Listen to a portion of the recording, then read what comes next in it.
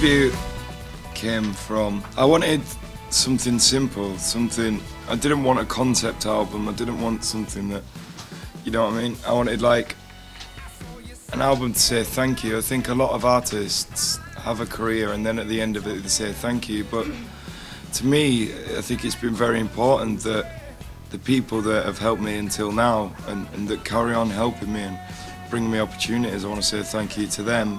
And then also, I guess, on the album I do make a tribute to the artists that have inspired me as well.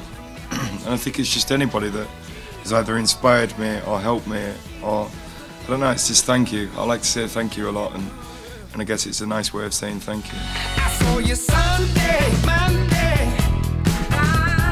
hanging with your man again. Tribute is a breakup album where I went through problems in a relationship and just needed to express myself, and this is where I put it. Whereas Cheating was a song I wrote a long time ago, and it was reflecting on being a child when I was quite insecure and quite paranoid and in a bit of a state of mind. And when it came to girls, I was very paranoid, but there's one girl that I was infatuated with that I really liked, and I was being very paranoid and imagining she was out with other guys and making things up in my head.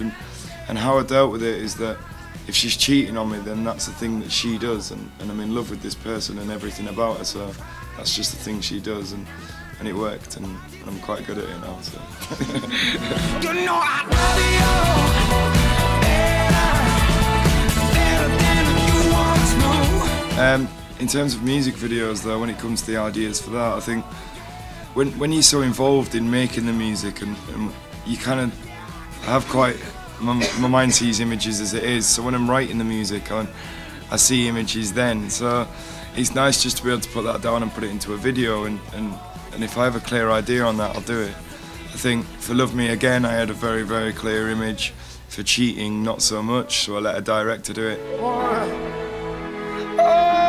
I work very hard and I do a lot, but whatever I do, I make sure that I am capable of doing and that it's not too much to ask, and if I am going to do it, it's going to be to my perfectionist side, you know, that I'm doing the right thing. So I only ever do what I can and what I think I can benefit from, you know. I need to know now,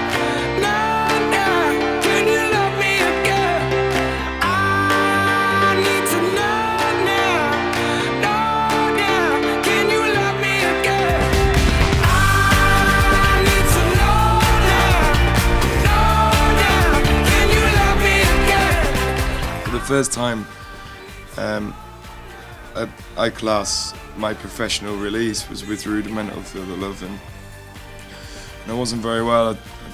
I'd found that I had a benign brain tumour just to the bottom in the thing called your pituitary gland, and I'd been through the whole process, and it came to a few days before the operation where the surgeon wanted to tell me what she was about to do and how she was going to operate on me, and being a very busy woman, I was sat left waiting, and I was with my girlfriend at the time, and I was so scared, and to chill me out, my girlfriend put the radio on, and I totally forgot that it was the first play that night of Feel the Love with the Rudimental guys on Radio 1, and that song through that period, I think, was incredible because it really pushed me through, because I knew what I was coming out to, that I was going to travel the world when I got out. I was going to go and sing this song that had got me through this time to so many people, and that felt amazing. It constantly kept a smile on my face. It kept me thinking everything's going to be alright, or this wouldn't be happening now, you know.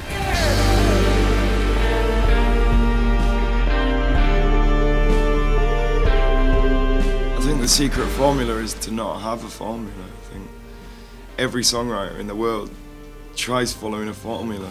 I've worked with some of the best, and I'd wrote Love Me Again before I worked with some of the really big songwriters, and every time they would say, why did you do that? That's not right. I mean, for a pre-chorus I just used a string fall and a guitar line instead of putting in a hook, and they just didn't understand it. But I think that is the important thing, that I stay young and naive and make music that I want to make, not what everybody else is making, and I have fun with that. I think that's the important thing, and hopefully that's what I've done, and that's why it's timeless, because I've got inspirations from the 60s, 70s, 80s. Sound like a radio DJ. 60s, 70s, 80s and now. Yeah, I've got like a long time of inspirations, as in I listen to a lot of music, and I think that's why it becomes old school, and now I think it's quite timeless because I just make music. I don't make formulas, I don't make music that the charts are making.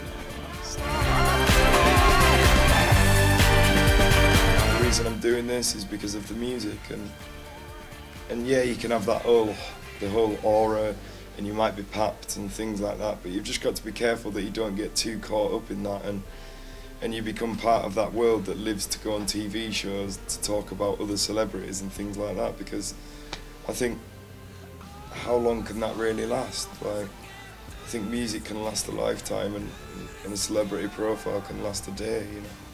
You could be gone the next morning. If the press turn on you, then you could be gone. A very, very wise man and a very important man said to me, I said, "Oh, it's nice to meet you," and he says, "I'm with you until the wheels fall off, John." And I think that's so true, that it can happen. I need to know.